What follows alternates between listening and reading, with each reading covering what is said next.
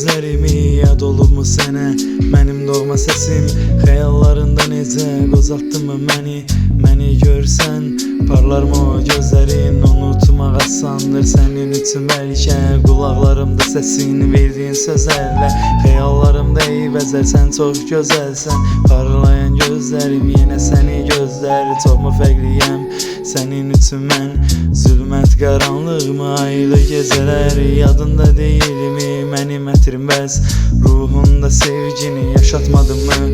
Çox fərqlisən gözəlim insanlar üçün, ayrı gecəmsən, gecəmi sənə üçün. Minlərlə qadın kesdim ətrin üçün, ruhumda istəmir əsrətin üçün. Görəcək gözün mən deyilənmi, xəyanət eşqinmi dilə gəldi? Bəs mən sənin gizlətdiyin idim, uşaqlarımız bəs necə getdi?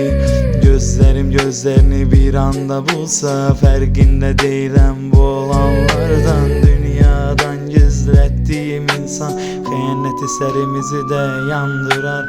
Xəyanətin bizi bizdən də aldı, mən sənsiz səni hər an axtardım. Sevgim xəyanətlərdə qaldı, mən sənsiz səni necə yaşadım?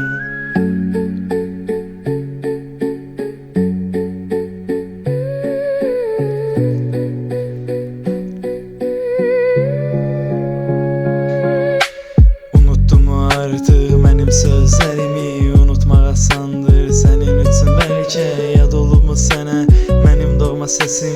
Qulaqlarımda səsini verdiyin sözlərlə, xəyallarında necə qozatdımı məni? Xəyallarım eyvəzər, sən çox gözəlsən, məni görsən parlarmı o gözlərin? Parlayan gözlərim yenə səni gözlər. Çoxmu fərqliyəm sənin üçün mən, çox fərqlisən gözəlim insanlar üçün. Zülmət qaranlığıma, ayrı gecələr, ayrı gecəmsən, gecəmi sənə üçün. Yadında deyilmi mənim ətrim bəs, minlərlə qadın kesdim ətrin üçün. Ruhumda sevgini yaşatmadımı, ruhumda istəmir əsrətin üçün.